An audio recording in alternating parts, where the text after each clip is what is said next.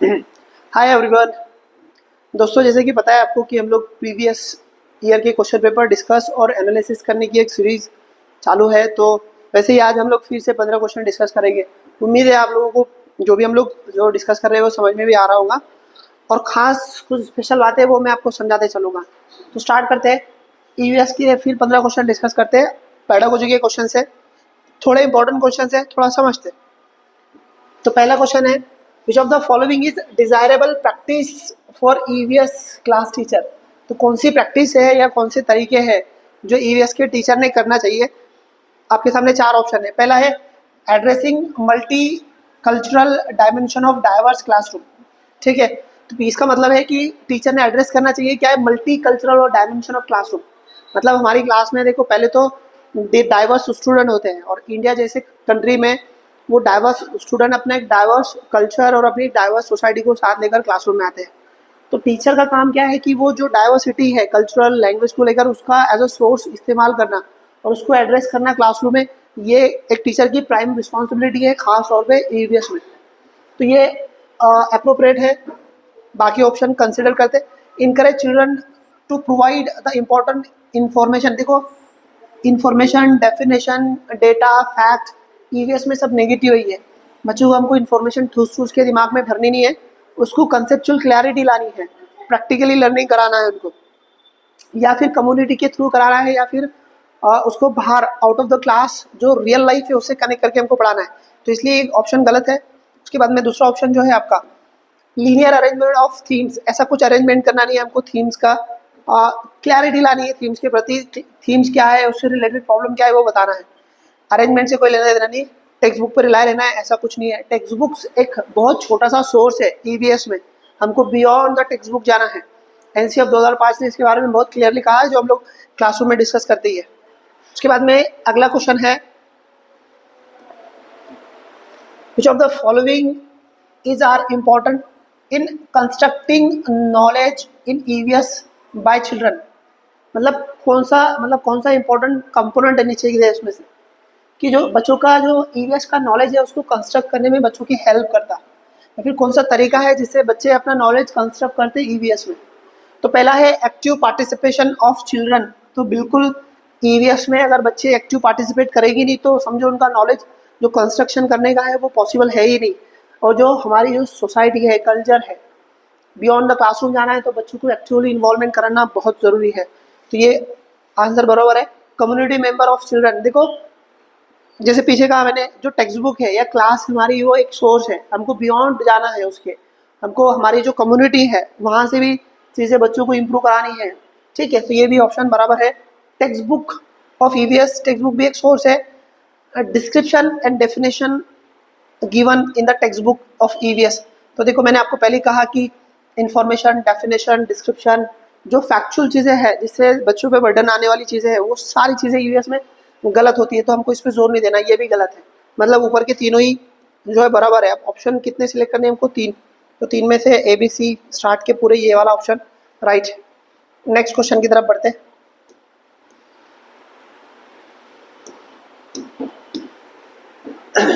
Children can effective engage in EVS learning through. तो बच्चों को इंगेज करने का सबसे अच्छा तरीका कौन सा है, तो वो आपको बताना है यहाँ पर कि किस मेथड से, किस तरीके से बच्चे एक्टिवली इंगेज होंगे ईवीएस की क्लास में।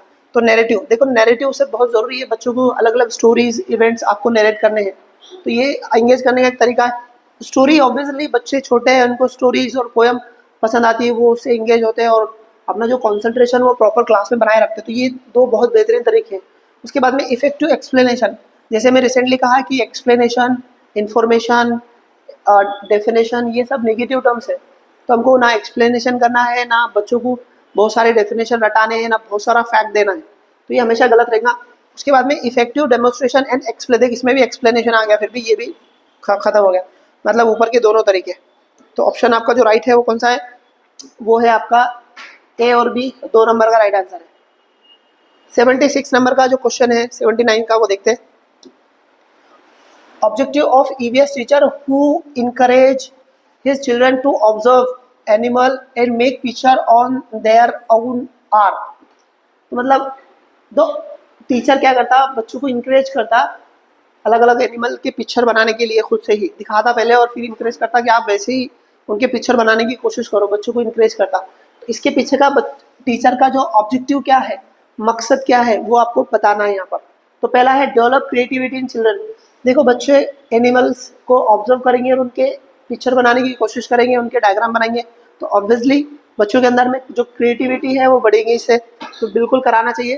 उसके बाद में develop observation and design, develop observation and design skill of children. तो ये भी बात सही है, आप क्या करेंगे, बच्चों को ऑब्जर्वेशन करने लगेंगे, फिर स्किल उनके अंदर में डिजाइनिंग करने की या फिर इमेज बनाने की स्किल डेवलप होगी। उसके बाद में ये है develop aesthetic sense of children.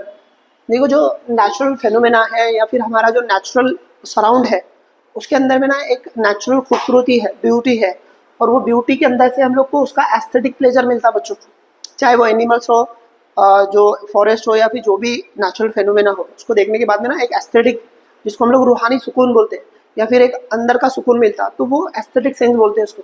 तो ऑब्वियसली नेचुरल चीज़ों से इंटरेक्शन करने के अंदर बाद बच्चों में क्या होगा, एक एस्थेटिक सेंस डेवलप होगा। तो यहाँ पर ये सारे ऑप्शन आपको ज़रूरी है, मतलब आपका आंसर जो है तो ये 4 नंबर का, मतलब सारी चारों एक्टिविटी करने से क्या होगा, बच्चे इंकरेज होंगे। नेक्स्ट क्वेश्चन,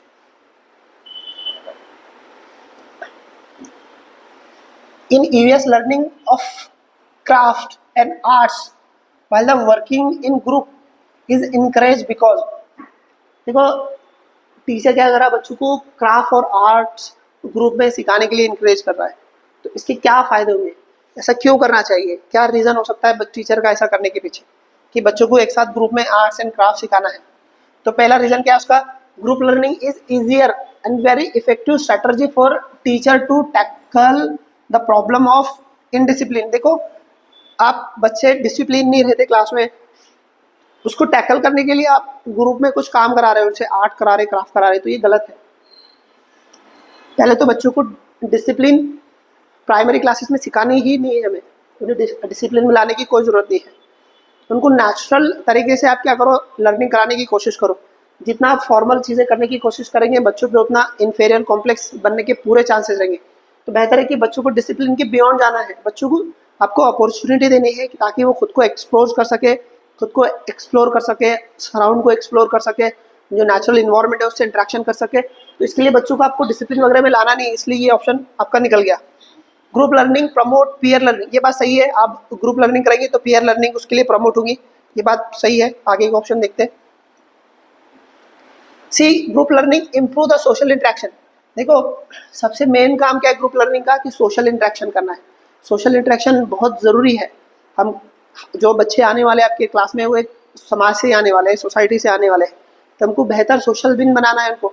तो उसके लिए आपको अपॉर्चुनिटी देना पड़ेगी कि बच्चे सोशल इंटरेक्शन कर सके और उनके अंदर में जो सोशल स्किल है, सोशल बिहेवियर है, और एक वो इम्प्रूव हो सके। तो इसलिए ये बहुत ज़रूरी है, और भी सोशल इंटरेक्शन करने के से बहुत सारे फायदे हैं। नेक्स्ट है group learning help in completing the syllabus of EVS on time, in time. देखो ये आपको ग्रुप लर्निंग से बच्चों का सिलेबस ऑन टाइम आपको कंप्लीट कराना है, ये पॉसिबल नहीं है और ये उसके लिए सही तरीका भी नहीं है। और आपको सिलेबस कंप्लीट करने के लिए ग्रुप लर्निंग कराना ये अपने आप में ही गलत है, तो ऐसा कुछ नहीं है। आपको सिलेबस जल्दी खत्म करना है, ऑन टाइम खत्म करना है, और तो आप उसको ध्यान में रखकर कोई भी एक्टिविटी करते तो वो हमेशा गलत होंगी आपकी, ठीक है। तो ये अपने आप में गलत है। तो जो राइट आंसर क्या है, एक ये है और एक ये है, मतलब बी और सी है। तो ये 3rd नंबर का आपका राइट आंसर रहेगा। Next, which of the following is are the most effective resource of EVS learning? EVS learning कराने के लिए कौन सा इफेक्टिव रिसोर्स है वो हमको बताना है। पहला है फैमिली, यस ऑब्वियसली EVS में देखो सोशल साइंस है, सोसाइटी है, और सोसाइटी का पहला पैरामीटर फैमिली होता है। फैमिली से शुरुआत होती है, फैमिली की, सोसाइटी की। तो ये बहुत इंपॉर्टेंट सोर्स है फैमिली। फैमिली से बच्चा पहले अपनी लैंग्वेज सीखता है और अपना सोशल इंटरेक्शन शुरू करता है। उसके बाद में मेंबर ऑफ द कम्युनिटी, जो कम्युनिटी के मेंबर है वो भी एक बहुत अच्छा सोर्स है, क्योंकि हमको बच्चों को ना बियॉन्ड द क्लासरूम और बियॉन्ड द टेक्स्ट बुक जाके उसको डेवलप करना है, और जो उसका एक्चुअल इन्वायरमेंट है, एक्चुअल सोसाइटी है, उससे उसका इंटरेक्शन करके उसको लर्निंग करानी है, या फिर जो भी EVS के ऑब्जेक्टिव्स है वो फुलफिल करने हैं। तो कम्युनिटी मेंबर बहुत इंपॉर्टेंट है। न्यूज़पेपर भी हमारे समाज का एक आईना ही है। न्यूज़पेपर में वही आता है जो हमारी सोसाइटी में होने वाली इवेंट है, घटना है, वही आता। ठीक है, क्लासरूम नहीं है, क्लासरूम निकल जाएगा, मतलब आपके ऊपर के 3 है, तो ए बी सी, मतलब आंसर आपका 3rd नंबर का। Next question, which of the following principle learning is followed in EVS? कौन से प्रिंसिपल फॉलो किए जाते हैं लर्निंग के लिए ईवीएस में, वो आपको बताना है। ग्लोबल टू लोकल नहीं, ये गलत हो गया, लोकल टू ग्लोबल है, लोकल टू ग्लोबल ये हो सकता है, ठीक है। एब्स्ट्रैक्ट टू कॉन्क्रीट नहीं, concrete to abstract, concrete to abstract, ठीक है। अननोन टू नोन नहीं, known to unknown, known to unknown, ठीक है। नोन टू अननोन मतलब ये 4th नंबर का आपका राइट आंसर ये वाला। तो ईवीएस की क्लासेस में हम लोग को जो प्रिंसिपल फॉलो करना है वो नोन टू अननोन करना है या फिर कॉन्क्रीट टू एब्स्ट्रैक्ट करना है। कॉन्क्रीट चीज़ें उसको बोलते हैं जो कॉन्क्रीट वो होती है कि जो आपके 6 सेंस से बच्चे इजीली इसको समझ लेते हैं, जिसके लिए मेंटल जो प्रोसेस होती है वो करने की ज़रूरत नहीं पड़ती है, मतलब आसानी से ऊपर से जब भी समझ में आ जाता है। एब्स्ट्रैक्ट चीज़ें वो बोलते हैं जहाँ पर एक हमको मेंटल प्रोसेस इन्वॉल्व करना पड़ता है और उसको समझना पड़ता है उस चीज़ों को, तो उसको बोलते हैं एब्स्ट्रैक्ट चीज़ें। फॉर एग्जांपल मैं एग्जांपल देता हूँ आपको, जैसे कि मैं चेयर बोल रहा हूँ, है ना, तो चेयर है, तो चेयर बोल रहा हूँ तो मतलब एक फिजिकल चीज़ है, उसको देखकर हम समझ लेते हैं कि ये चेयर है। तो ये क्या होगी, कॉन्क्रीट चीज़ है जिसको हम देखकर हो सकते हैं, जैसे कि हवा होगी, लाइट हो गया, है ना, कुछ खा रहे हैं आप तो उसका टेस्ट लेके देख रहे हो, तो ये क्या सब कॉन्क्रीट चीज़ें होगी। एब्स्ट्रैक्ट चीज़ें वो होती है जिसको हम लोग को मतलब हम लोग ऊपर से नहीं समझ सकते, उसको गहराई में एक मेंटल थिंकिंग प्रोसेस, एक रीजनिंग लगा के समझना पड़ता है। मैं एग्जांपल से आपको समझाता थोड़ा। देखो एब्स्ट्रैक्ट जैसे मैं बोल रहा हूँ यहाँ पर कि चेयर है, एक चेयर है, ठीक है, चेयर है, उसको 4 कुर्सी है, बैठने की जगह है, चेयर है, ठीक है। तो ये सबको पता है, दुनिया में कहीं भी चेयर है तो ये क्या होगी, एब्स्ट्रैक्ट होगी। पर मैं बोल रहा हूँ यहाँ पे chair of prime minister, PM, chair of PM की बात करो, तो मैं यहाँ पर वो कुर्सी की बात नहीं कर रहा हूँ जो बैठने के लिए काम में आती है पीएम के, मैं बात कर रहा हूँ वो कुर्सी के साथ जुड़े हुए पावर की, जो पावर मिलती है इस कुर्सी पे बैठने की। तो चेयर ऑफ पीएम मतलब का यहाँ होता पावर, चेयर नहीं होता इसका मतलब। तो यहाँ पर क्या होता है कि एब्स्ट्रैक्ट कंसेप्ट है, यहाँ पे हमको सोचना पड़ेगा, उसको समझकर उसका मतलब समझना पड़ेगा, हमारे दिमाग में उसकी कंसेप्चुअल क्लैरिटी लाने के लिए हमको थिंकिंग करना पड़ता, एनालिसिस करना पड़ता, जब चीज़ें वो समझ में आती है, इसको बोलते हैं एब्स्ट्रैक्ट कंसेप्ट। तो हमको पहले बच्चों को क्या कराना है, पहले बच्चों को कॉन्क्रीट चीज़ें सिखानी है और फिर उसके बाद में एब्स्ट्रैक्ट की तरफ लेके जाना है।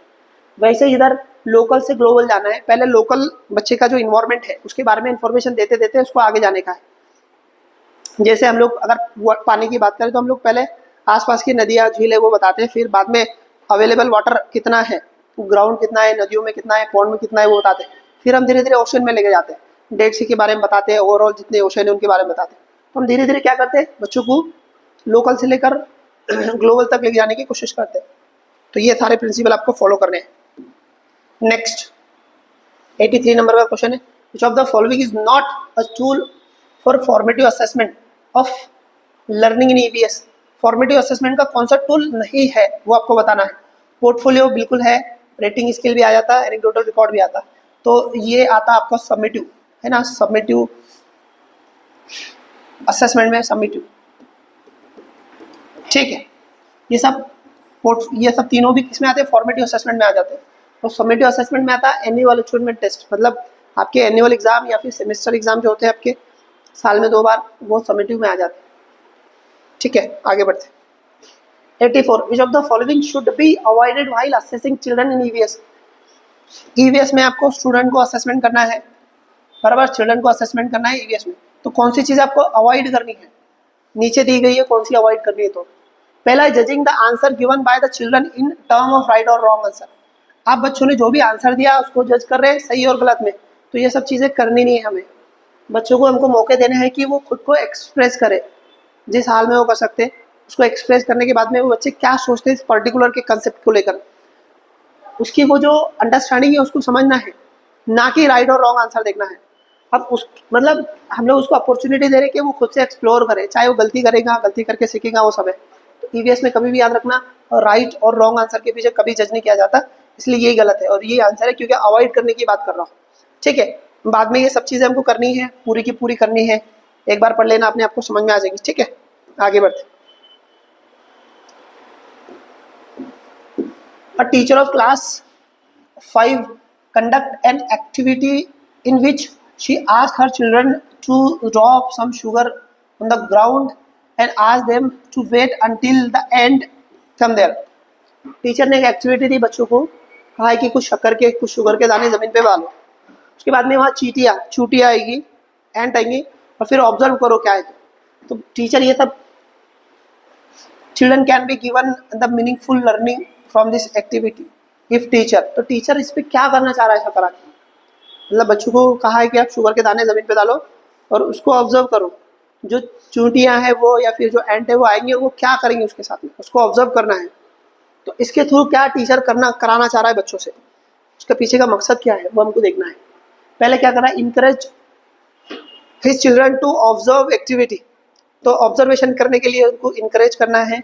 दूसरा, encourage his children to share their experiences, observe करके बच्चे क्या करेंगे, एक्सपीरियंसेस शेयर करेंगे, उसके लिए कराना है।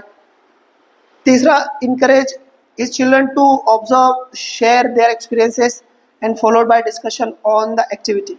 तो ये वाला आंसर एक्यूरेट है। पहले बच्चे ऑब्जर्व करेंगे कि वो चूंटी उसके साथ क्या करती, उसके बाद में उनकी पर्सनल एक्सपीरियंस आएगा उसको लेकर वो शेयर करेंगे उधर बच्चों के साथ में। उसके बाद में उस पर डिस्कशन करेंगे कि क्यों वो ऐसा करती, मतलब चूंटियों का रोल क्या है, वो कैसे एक साथ चलते, वो इतना डिसिप्लिन में क्यों रहते हैं, वो एज अ सोशल एनिमल क्यों है, बहुत सारी बातें आपको समझ में आती है उसमें, तो वो आप डिस्कस करेंगे तब समझ में आएगा। ठीक है, next question 86, consider the following list. आपको ये लिस्ट को कंसिडर करना है। Tortoise, crocodile, crow, duck, fish. In this list which one of the following is different from others. तो कौन सा इसमें से ऑड है। ठीक है, टॉर्टोइज है, ये रेप्टाइल है, ये भी रेप्टाइल है, क्रो, आपके बर्ड्स आ जा रहे, डक और फिश। देखो ये भी पानी में रहता, ये भी पानी में रह सकता, डक भी पानी में रहता, फिश भी रहती। क्रो जो क्रो है वो पानी में नहीं रहता, इसलिए ऑड हो गया। ये चारों ही पानी में सर्वाइव कर सकते, और जो क्रो है, कौवा है, वो नहीं रह सकता, इसलिए उसमें ऑड क्या हो गया, क्रो हो गया। क्रो की और एक बात खास याद रखो कि ये खुद का नेस्ट नहीं बनाता, दूसरों के नेस्ट में अंडे देता। ठीक है, ये बात, सॉरी, ये अपने नेस्ट है ना बनाता अपन, ये सबसे ऊंची जगह पे बनाता, हाईएस्ट जगह पे, लोकेशन पे बनाता, मतलब ऊंची जगह पे बनाता। ठीक है, नेक्स्ट, खाने हैं और इनकी पेयर लगानी है हमें। तो कॉलम 1 है, स्ट्रेट है, और वहाँ के फेमस खाने। हांगकांग में क्या है, तो आपको मालूम है कि वहाँ पे स्नेक की सब्जी बनाते, सांप खाते। तो क्या है वो, boil tapioca, fish mustard oil, fish cook by the coconut oil, chole bhature, cook snake. हाँ, कुक स्नेक, ये कहा गया हांगकांग में बनाते हैं ये कुक स्नेक। मतलब ए का जो है तो 5 नंबर का है, तो ऑप्शन में 5 नंबर देख के आंसर लाते, बाद में डिस्कस करते। तो ए का 5 का है तो सब जगह ए 5 है, मतलब सिर्फ यही एक्सक्लूड हो रहा है, बाकी सबसे में। तो 2 का 3, मतलब 2 नंबर से हमारा आंसर आ जाएगा। केरला में आपको मालूम है टेपियोका बनाया जाता, टेपियोका विद करी। तो इसके लिए आंसर क्या है, 1 नंबर का। तो यहाँ पर देखेंगे हमको तो आंसर आ जाएगा हमारा। तो देखो ए का, सॉरी, बी का 1 नंबर, मतलब आंसर 2 नंबर का राइट आंसर आ गया। ठीक है, कश्मीर में आपको मालूम है मस्टर्ड ऑयल के साथ फिश बनाते हैं वहाँ पे, है ना। तो ये सी का, ये हो गया कश्मीर का। गोवा में सी फिश और कुक बाय कोकोनट ऑयल। तो ये बहुत आसान क्वेश्चन था। Is one of the following birds species move it's neck backward fourth with jerk. मतलब कौन सा बर्ड्स है जो अपनी नेक को बैकवर्ड मूव करता विद जर्क, झटके से। तो बैकवर्ड मूव करने वाला रहता ये कोयल, मैना। ये क्या करती, अपनी नेक क्या करती, बैकवर्ड मूव करती, पर ये जर्क के साथ करती, जर्क झटके के साथ करती। कौन सी, मैना या कोयल, दोनों नाम एक ही है, भूलना मत, इसको कोयल भी बोलते हैं, कोयल। ये अपनी जो नेक है ना बैकवर्ड मूव करेगी झटके से, ऐसा जर्क के साथ। अब यहाँ पे ये ऑल है, ये भी, सॉरी, ये ऑल है, ये भी अपनी नेक को बैकवर्ड करता, बट ये लार्ज एक्सटेंड करता, ज़्यादा घुमाता। ऑल क्या करता, ज़्यादा बैकवर्ड मूव करता, और मैना उसके कंपेयर में कम करती, पर झटके से करती, ये लार्ज एक्सटेंड करता। ठीक है, क्रो के बारे में आपको बताया मैंने कि सबसे ऊंची जगह अपना नेस्ट बना था। और बार्बेट बर्ड, ये बार्बेट जो है ना, तो ये क्या करता, जो जो ट्री है उसका जो ट्रंक है उसमें होल करके अपना नेस्ट बनाता, होल करके। बार्बेट बर्ड, कॉपर स्मिथ, ये सब। ठीक है, नेक्स्ट 89 नंबर का question. Following description of houses, ये घरों के बारे में डिस्क्रिप्शन दिया है यहाँ पे, houses. Rajasthan village live in mud houses with roof thorny buses. ये बात सही है, राजस्थान में जो रहता तो वहाँ की जो सैंड है, सैंड मतलब वहाँ की मड, उसके ठीक दीवारें बनाते हैं ऐसी बड़ी बड़ी 1-1 मीटर की। तो ऊपर से जो रूफ रहता है उसको थॉर्नी बुशेस का होता है। मैंने इसके शॉर्ट डाला है, इस पे आप शॉर्ट में जाएंगे ना, आपको देखने को मिलेंगे सब। तो ये स्टेटमेंट बिल्कुल करेक्ट है। अब यहाँ पर ये ऐसे बनाने की वजह क्या है कि वहाँ पे एक्सट्रीम हीट होती है राजस्थान में। आपको सब मालूम है कि डेजर्ट, हॉट डेजर्ट है, वहाँ पे एक्सट्रीम हीट रहती। तो ये जो मड की जो दीवारें रहती, थिक दीवारें, तो ये इंसुलेटर का काम करती है। बाहर की जो हीट है वो अंदर नहीं जाती घर के अंदर में, तो लोगों को कंफर्ट होता है। उसी तरह जो थॉर्नी बुशेस है वो भी वैसे ही इंसुलेटर का काम करते हैं। तो बाहर जो शिद्दत की धूप होती है तो वो अंदर घर में पेनिट्रेट होकर नहीं आती और अंदर कूल लगता है, इसलिए ऐसे घर बनाते हैं। तो वहाँ की जो एक्सट्रीम हीट से बचने के लिए बनाते हैं। मनाली के हाउसेज कैसे हैं? Manali Himachal Pradesh, houses are made on the bamboo. देखो, मनाली के बाम्बू पे नहीं बनाए जाते, आसाम में बनाते हैं। आसाम के जो हाउस है वो बाम्बू पे बनाते हैं। 10 से 12 फीट के बाम्बू पिलर बनाते हैं और उस पर घर बनाते हैं। तो ये रॉन्ग हो गया। In the Leh 2 floored house are made of stone, the ground floor is for animal and story necessary things. ये बराबर है। लेह में जो घर बनाते हैं वो 2 फ्लोरी बनाते हैं, ठीक है। और उनका जो ग्राउंड फ्लोर रहता है वो, उसको पहले तो विंडो नहीं रहती कोई, और वो विंडो नहीं रहती, उसमें क्या करते हैं, एनिमल और जो कबाड़िया स्टोर सामान है वो उसमें स्टोर करते हैं। बट एक्सट्रीम कूल में, मतलब ठंडी के विंटर सीजन में लोग भी खुद उसमें आगे रहते हैं, क्योंकि लद्दाख में बहुत ठंडी होती है। अभी हाल ही में गर्मी के दिनों में भी वहाँ पर टेम्परेचर 0 से मतलब माइनस में है। अभी हाल ही में, मतलब हमारे पास अप्रैल में फुल गर्मी है इधर इंडिया में। बट यहीं हम लद्दाख में जाएंगे तो वहाँ 0 डिग्री सेल्सियस के आसपास टेम्परेचर है। अभी आप वो सोनम वांगचुक का जो प्रोटेस्ट देख रहे हैं उसमें वो रोज बता रहे थे कि आज कितने सेल्सियस डिग्री है। इतनी मतलब हमारी तरफ बहुत गर्मी थी और वहाँ पे जो टेम्परेचर था वो माइनस के करीब था।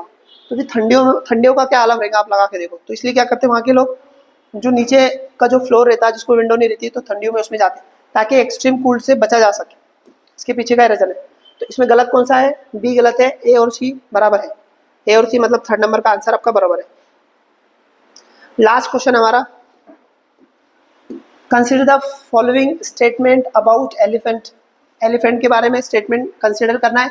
Elephant do not rest very much, they sleep 2 to 4 hours only in a day.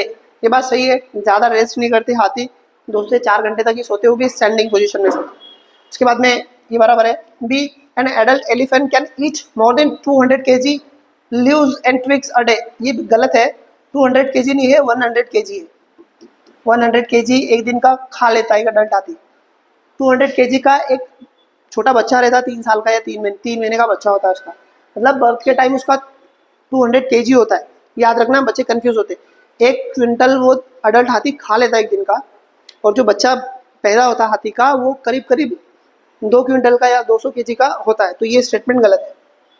उसके बाद में they love to play with mud and water, the mud keep their skin cool. ये बात सही है, तो कीचड़ में खेलना उनको पसंद है। उसकी बुनियादी और साइंटिफिक वजह यह है कि वो बॉडी का टेम्परेचर मेंटेन करने के लिए उसमें मड में खेलते हैं, क्योंकि उसमें खेलने के बाद में उसकी जो कीचड़ रहती, काल रहती, तो वो हाथी के शरीर पे रहती है और उसको कूल फील होता। जैसे भैंस करती है वैसे ही कुछ हाथी भी करती। In elephant herd oldest female the oldest female elephant decide everything. जो हर्ड रहता, एलिफेंट हर्ड है, उसमें जो लीडर रहता वो ओल्ड एलिफेंट, फीमेल एलिफेंट होती है। ये बात सही है, जो लीडर रहेंगी वो सारी चीज़ें डिसाइड करेंगी। ये भी बात सही है, गलत सिर्फ बी है। तो बी के अलावा सब सही है, तो जहाँ बी है वो एक्सक्लूड हो जाएंगे। ये गया, ये गया, ये गया, ये आंसर। तो बच्चों ये थे हमारे 15 क्वेश्चंस। आपको एक ज़रूरी सूचना देनी थी, जैसे कि 1 मिनट,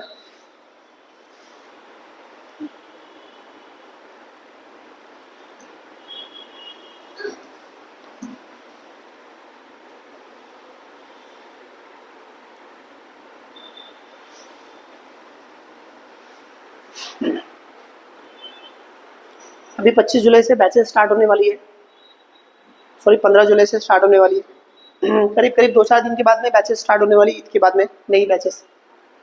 तो ये ऑनलाइन भी रहेगी और ऑफलाइन भी रहेगी, ठीक है। काफ़ी सारी चीज़ें इसमें, रिकॉर्डेड लेक्चर है, लाइव लेक्चर्स है, उसके साथ साथ टेस्ट सीरीज भी है, नोट्स मिलेंगे आपको, पेपर सेकंड के बहुत मेथड रहेंगे, साइंस और मैथ्स और सोशल साइंस भी रहेगा। उसके साथ साथ टेस्ट सीरीज भी रहेंगे लास्ट में। जो भी इंटरेस्टेड बच्चे हैं ऑनलाइन के लिए, ऑफलाइन के लिए, यहाँ पे कॉन्टैक्ट नंबर है और ये एड्रेस है। ऑफलाइन के बच्चे यहाँ पे आ सकते हैं और ऑनलाइन के बच्चे इस पर कॉल करके इंक्वायरी भी कर सकते हैं, ऑफिस का नंबर है, ठीक है। तो जल्दी बैचेस 15 अप्रैल को बैचेस स्टार्ट होने वाली है, ठीक है। तो वीडियो को शेयर कीजिए और अगर नए हैं तो चैनल का जो लाल बटन है उसको भी दबाइए।